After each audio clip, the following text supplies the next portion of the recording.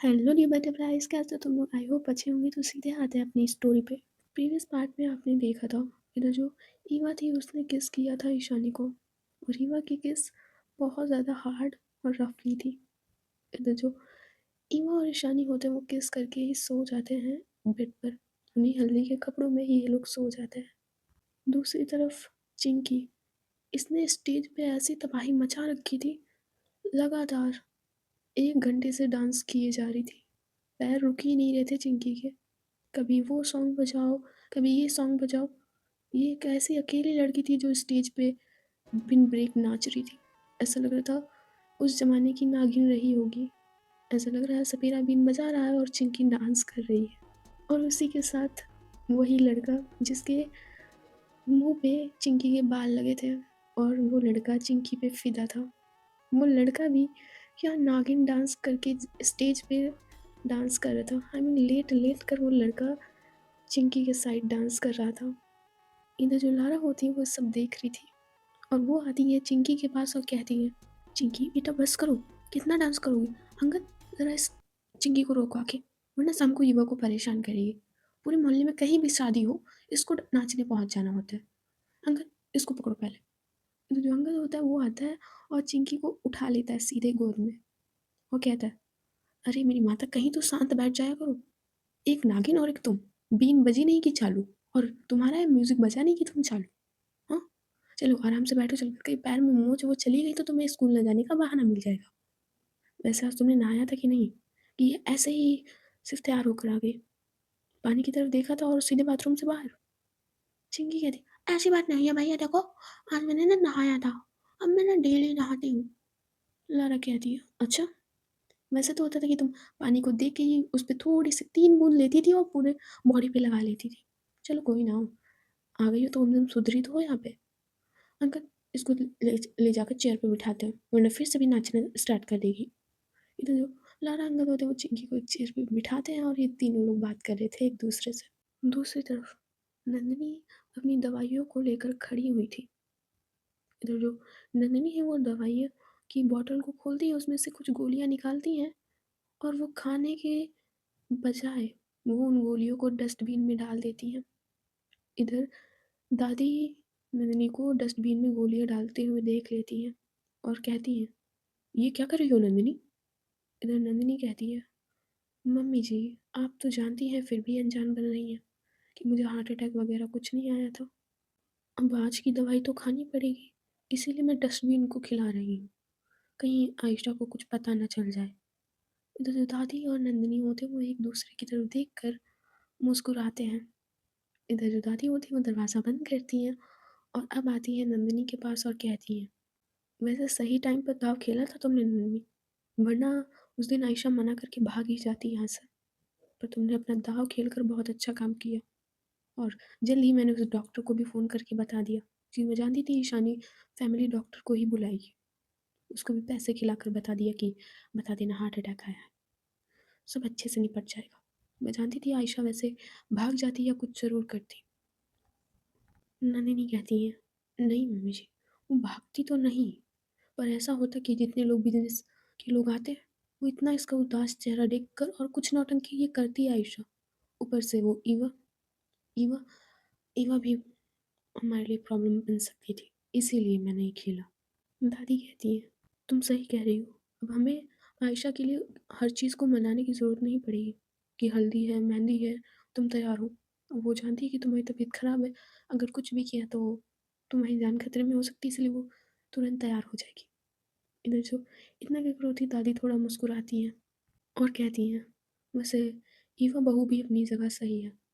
उसकी ईशानी के साथ फोर्स मैरिज हुई है तो उसे थोड़ा ख़राब लग रहा है, और वो भी समझ जाएगी कि एक माँ की मजबूरी क्या है। इधर जो नंदिनी होती है वो दादी के शोल्डर पे हाथ रखती हैं और कहती हैं, सब सही होगा मम्मी जी। अगर बाद में पता भी चल गया कि मैंने नाटक किया था तो कोई वो नहीं होगा, कम से कम मेरी बच्ची का घर तो बस जाएगा। और मम्मी जी, प्यार तो हो ही जाता है, अगर ईशानी जैसी लड़की को हो गया है तो आयशा क्या चीज़ है। इधर दादी कहती है, बिल्कुल सही कह रही हो, पर ध्यान रहे पता ना चले बेटा नंदिनी, वरना आयशा तो पहले भागती नहीं, अगर उसे पता लग गया तो वो इस बार भाग जाएगी। कि तुम जानती हो उसे झूठ से कितनी बड़ी नफ़रत है। नंदिनी कहती है, शादी होने से पहले कुछ भी नहीं पता चलेगा मम्मी जी, चिंता मत कीजिए आप। दादी कहती हैं, सही कहा है, कुछ भी पता भी ना चलने पाए। वैसे नंदिनी, बाकी के गेस्ट हैं उन्हें हम लोग देखते हैं चलकर। इतने कुछ दादी और नंदिनी होती हैं वो वहाँ से चली जाती हैं। बाकी के गेस्ट जो भी कहीं कोई नाश्ता कर रहा था, कोई खाना खा रहा था, उनको सब देख रही थी। इधर शौर्य और उसके पापा प्रताप एक कोने में खड़े हुए थे। शौर्य कहता, पापा, मेरा बिजनेस आइडिया सही है, और आप ईशानी के सिग्नेचर क्यों नहीं लेते हो जाकर? उससे सिग्नेचर कराओ, हम फैक्ट्री बनाने का काम शुरू करते हैं। आप जानते हो ना, उसके सिग्नेचर कितने इम्पोर्टेंट है, क्योंकि उसकी पहले ज़मीन वो वाली रह चुकी है, उसी के पास है जो बस्ती वाले के पास। उसकी थोड़ी जो आगे ज़मीन है वो ईशानी के नाम पे है। अब उसके सिग्नेचर चाहिए हमको। हम उसे पैसे दे देंगे, वो हमें ज़मीन दे देगी, और बाकी तो मैं बस्ती वाले से छीन लूँगा उनकी ज़मीन, और वहाँ पे फैक्ट्री बहुत अच्छी चलेगी पापा। ये मेरा बिज़नेस आइडिया है पापा, कुछ करो। प्रताप कहते हैं, तुम चिंता मत करो, मैं कुछ करता हूँ, और तुम ना कुछ गड़बड़ मत करना यहाँ। इधर सारे कहते हैं, कुछ नहीं पापा, गड़बड़ नहीं होगी। आप बस इतना कीजिए कि उस फाइल पे ईशानी का सिग्नेचर ले आइए। बाकी मैं बस्ती वाले को देखो अभी कैसे उजाड़ता हूँ उनकी बस्ती। देखते हैं कैसे ज़मीन नहीं देंगे साले। जाओ, पेपर्स रखे होंगे कार में, लेकर आओ। मैं देखता हूँ ईशानी से आज ही सिग्नेचर करवा लेता हूँ।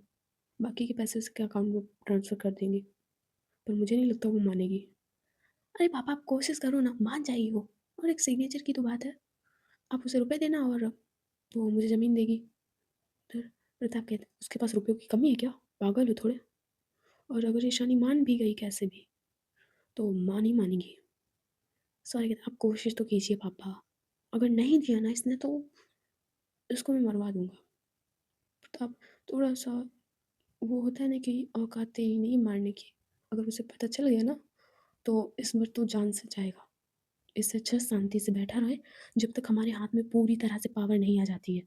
और अंकित की कही बात तुझे याद है ना, कि कोई गड़बड़ नहीं करना है जब तक इलेक्शन कंप्लीट ना हो जाए, जब तक हम जीत ना जाए, हमारे हाथ में पूरी पावर ना आ जाए, कोई गड़बड़ नहीं करना।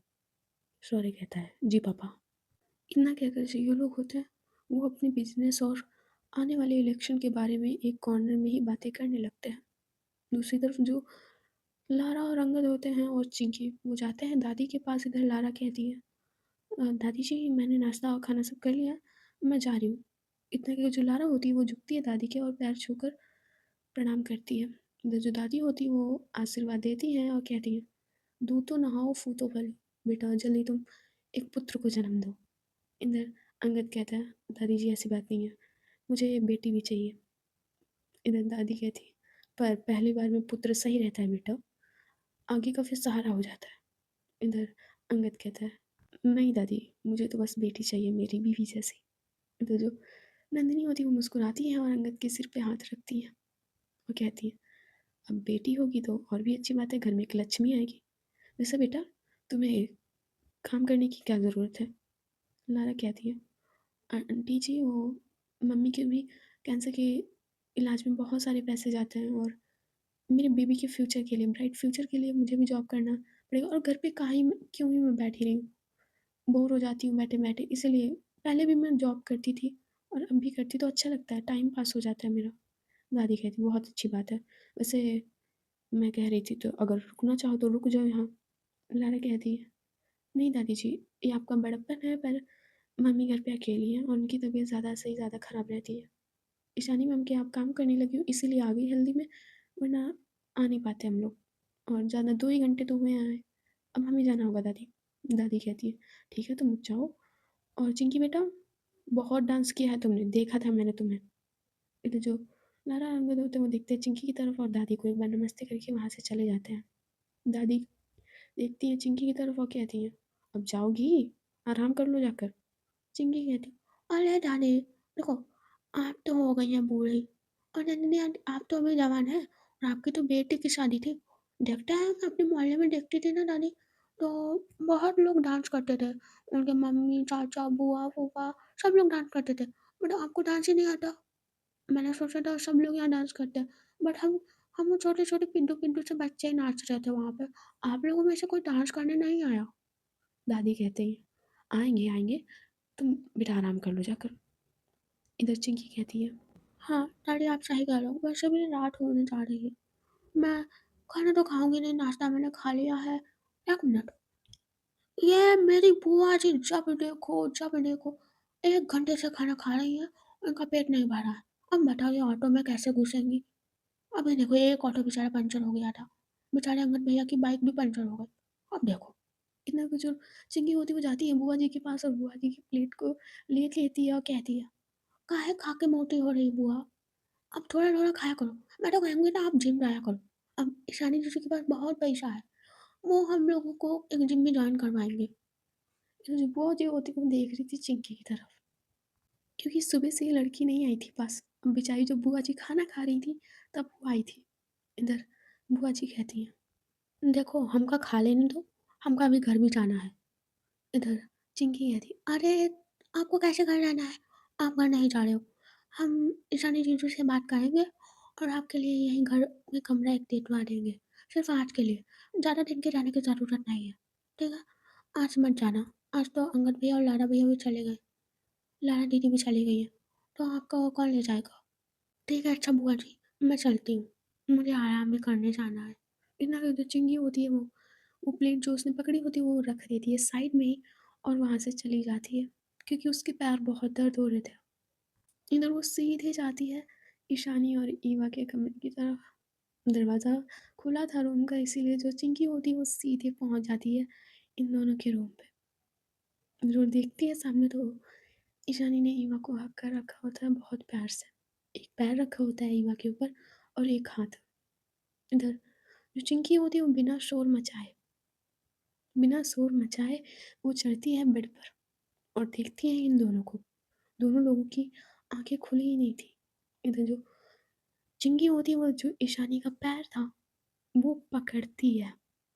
दोनों हाथों से ईशानी का पैर पकड़ती है और जो ईवा के ऊपर रखा हुआ था वो उसे उठाकर रख देती है दूसरी साइड। वो पैर सही कर देती है। इधर वो जाती है धीरे से तो ईशानी का हाथ भी हटा देती है। मुश्किल से एक हथेली की इतनी जगह थी इनके बीच में और वो बीच में ही घुस जाती है ज़बरदस्ती करके। ये जो ईशानी की आँखें होती हैं इसी बीच खुल जाती हैं और वो देखती है चिंकी की तरफ और कहती है, "तुम यहाँ? और ये बीच में घुसने की क्या ज़रूरत थी? इतना साइड बेड में इधर लेफ्ट साइड खाली तो पड़ा हुआ है, इधर लेटो। पहले बात तुम्हारे लिए दूसरा रूम है, तुम हर बार हमारे पति-पत्नी के बीच में क्यों घुस आती हो?" चिंकी कहती है, देखो तुमको तो याद नहीं होगा ईशानी जी कि तुमने मुझसे क्या शर्त रखी थी, हार भी गई हो। मेरा फ़ोन नहीं दिया तुमने, अब मुझसे रुमाल लड़ा रही हो। इधर ईशानी कहती है, "बुलाओ तुम्हारी ईवा दीदी को, अभी तुम्हारा फ़ोन मिल जाएगा।" इधर जो ईवा होती है उसकी भी आँखें खुल जाती हैं इन दोनों के शोर से और कहती है, "क्या हुआ? चिंकी तुम?" चिंकी कहती है, हाँ, मैं वो कुछ नहीं, मैं ऐसे कह रही थी कि मुझे आपके पास आज बीच में लेटना है। नहीं, तुम बीच में नहीं लेटोगी, तुम साइड में लेटोगी हर बार की तरह। ईवा बीच में लेटेगी। वैसे ईवा, इसका रूम मैंने ऑलरेडी तैयार करवा दिया है, तो ये अपने रूम में जाकर सोया करे ना। ईवा कहती है, छोटी बच्ची है, डर जाएगी ईशानी जी, इसीलिए। वैसे कुछ दिन ही, फिर ये बुआ जी के पास चली जाएगी। देखो ये वाली थी, मैं बुआ जी के पास नहीं रहूँगी। अब मेरा ये परमानेंट ठिकाना है और ना देखो मैं डरती नहीं हूँ तुम लोगों से। मैं साफ-साफ कह रही हूँ ये मेरा हक है कि मुझे ना फ़ोन चाहिए फ़ोन जो ईशानी जीजू कल हारे थे। अरे ईशानी जी कहाँ कंजूसी लेकर जाओगे इतनी? चुपचाप दे दो ना एक फ़ोन, इतना सारा पैसा तो है। एक सेकंड का एक आप जितना कमाते हो ना उतने में फ़ोन आ जाएगा। दे दो ना, दे दो। ईशानी देखती है ईवा की तरफ, इधर जो ईवा होती है वो देखती है चिंकी की तरफ और कहती है, फ़ोन चाहिए तुम्हें? चिंकी कहती है, हाँ, देखो मुझे फ़ोन चाहिए। मेरा फ़ोन दो, फ़ोन दो मुझे मेरा फ़ोन दो।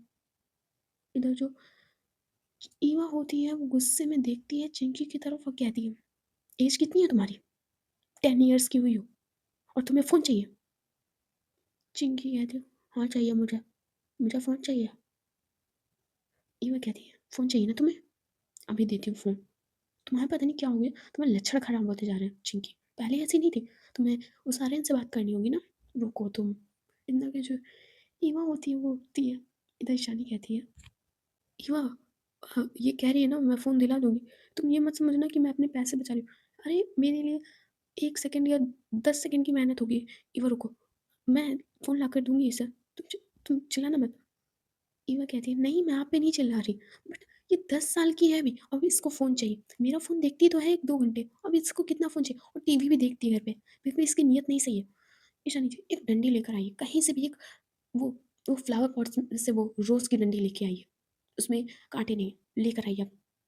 ईशानी कहती है, "क्या बात कर रही हो ईवा? बच्ची है अभी।" चिंकी कहती, "आप मुझे मारोगे? मारोगे मुझे? अब यही देखने को बच गया था बस कि आप मुझे मारो, मम्मी।" मेरा जो ईवा होती सच में उससे गुस्सा आ रहा था, क्योंकि अब चिंकी का बहुत हो गया था। रात को वो ईवा का फ़ोन उठाकर आर्यन से बात करती थी। आर्यन का सुरूर कुछ इस तरह से चिंकी पे चढ़ा था कि उतर ही नहीं रहा था। इधर जो ईवा होती है वो ईशानी की तरफ देखती है, बट ईशानी नहीं जाती उसे उठाने के लिए। इधर जो ईवा है वो खुद जाती है उस फ्लावर पॉट की तरफ और उसमें से एक फूल के नीचे जो हरी-हरी डंडी नहीं होती, वो रोज़ को छोड़कर एक फूल के नीचे जो हरी-हरी डंडी थी मोटी-सी, वो निकालती है उस फ्लावर पॉट से और वो आती है चिंकी के पास और उसकी तरफ दिखाते हुए कहती है, "फ़ोन चाहिए तुम्हें? अभी बोल दो लास्ट बार, फ़ोन चाहिए तुम्हें?"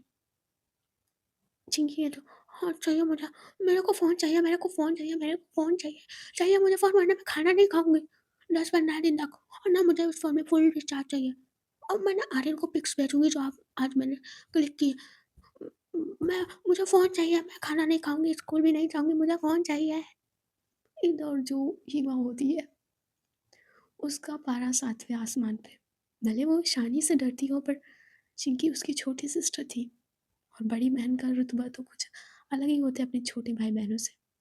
इधर जो ईशानी होती है वो ईवा के हाथ में छड़ी देखकर डर जाती है थोड़ा-सा, कि मेरे सामने तो इतना ज़्यादा डरती है और चिंकी की ये हालत। इधर ईवा होती है वो चिंकी का हाथ पकड़ती है, छोटी-छोटी सी हाथ है उसके, इधर जो ईवा है उसके हाथ पकड़ती है और झुकती है थोड़ा-सा और कहती है, "फ़ोन चाहिए?" लास्ट बार पूछ रही, "चिंकी फ़ोन चाहिए?" चिंकी कहती है, "हाँ, मेरे को फ़ोन चाहिए। मेरे को खाना नहीं खाना अगर आप फ़ोन नहीं लाके दोगे और ना मैं स्कूल भी नहीं जाऊँगी। बोलूँगी नहीं भी आपसे, बट मेरे को फ़ोन चाहिए है।"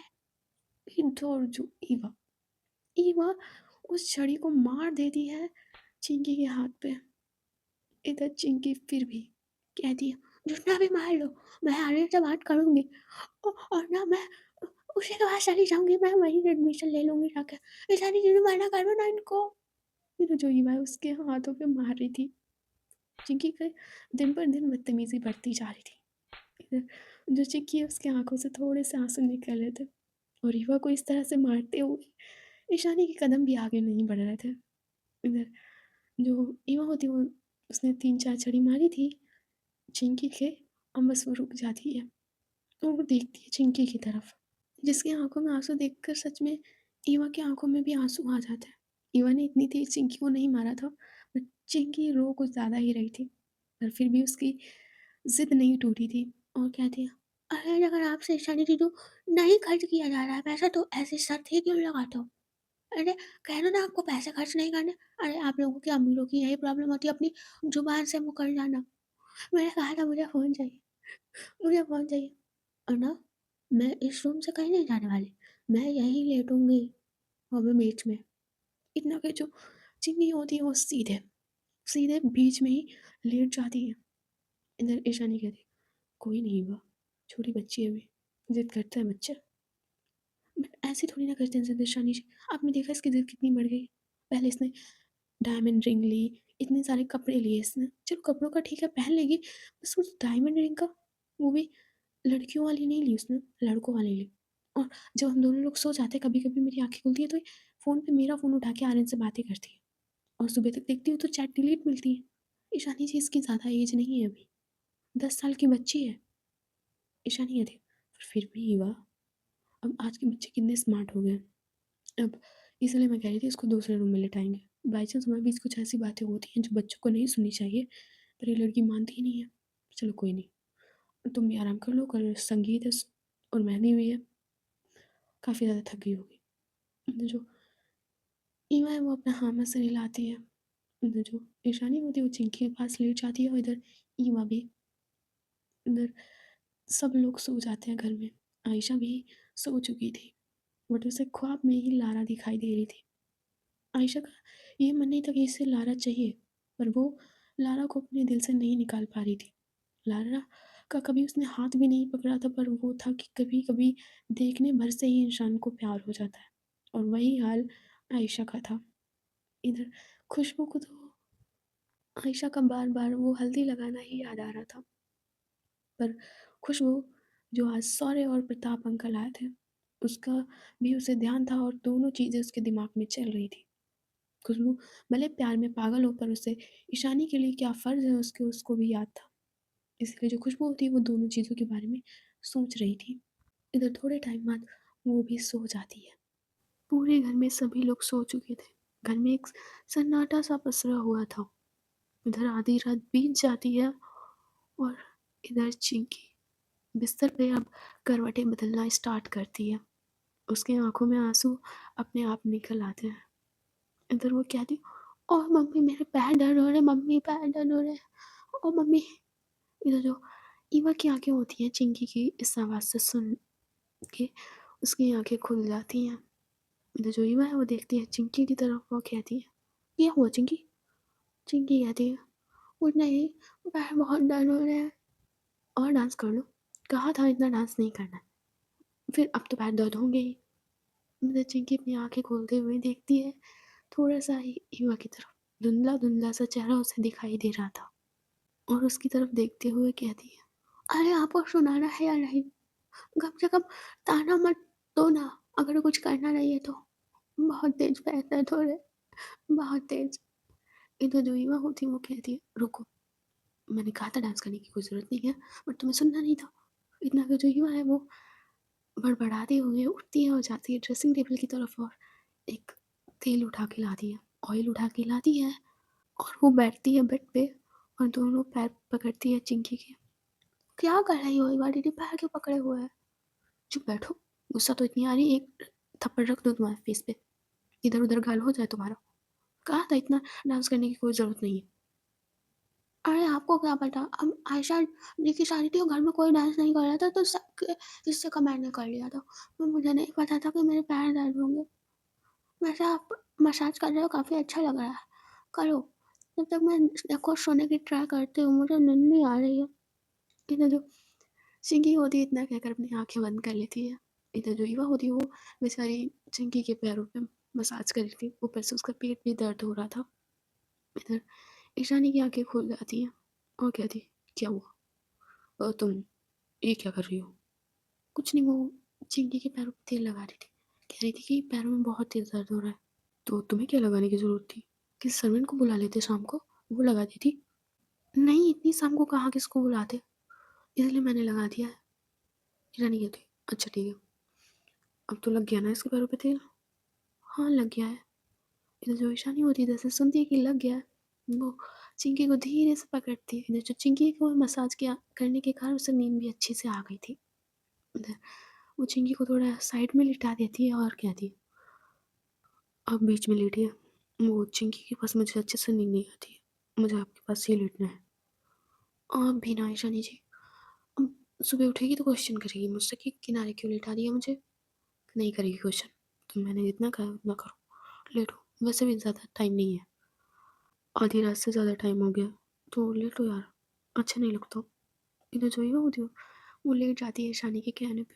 इधर जो ईशानी है वो उसे बहुत प्यार से हक करती है। उसकी बॉडी की वार्मनेस ईशानी और ईवा दोनों लोगों को एक दूसरे की फील हो रही थी। इधर जो ईवा भी है वो भी ईशानी को हक करती है, दोनों लोग सो जाते हैं। इधर आते हैं सीधे मॉर्निंग के सीन में। सब लोग तैयार हो चुके थे। इधर जो दादी श्वेता और नंदिनी आंटी होते हैं, ये लोग मेहंदी वाली के पास बैठे होते हैं। इधर दादी कहती, अरे जल्दी से बढ़िया बढ़िया मेहंदी लगाओ, आज मेरी पोती की शादी, एक पोती की शादी में तो शौक पूरे नहीं कर सकी, तो दूसरी वाली पोती की शादी में अपने हाथ भर भर के मेहंदी लगाऊंगी। इधर नंदिनी कहती, जी मम्मी जी, ईशानी की शादी तो जल्दी जल्दी हुई, पता भी नहीं चला कुछ। और पर आयशा की शादी, काश आयशा अच्छे मन से तैयार होती तो और भी अच्छा लगता। दादी कहती, अरे ये भी हो जाएगा, अब हम लोग तो ऐसे ही समझे कि आयशा की बहुत मर्जी है, उसको कोई दुखी नहीं है, ऐसा समझ के एंजॉय करो। अरे बाद में तो एक हो ही जाएंगे। इधर जो श्वेता और नंदिनी होते हैं वो दादी की बात पे मुस्कुराते हैं। इधर जो चिंकी होती वो भी तैयार हो चुकी थी। चिंकी ने आज ग्रीन, डार्क ग्रीन कलर का लहंगा पहन रखा था। सारे शौक वो पूरे कर रही थी खुद के। इधर चिंकी होती वो आती है एक मेहंदी वाली के सामने जहाँ पे दादी बैठी होती है और कहती है, इधर इधर दीदी, मेरे हाथों में भी मेहंदी लगा दो ना।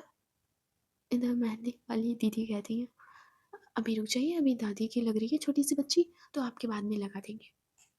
अरे आप मेहंदी लगाइए ना, डाली टिप रही है, आप बाद में लगवा लेना।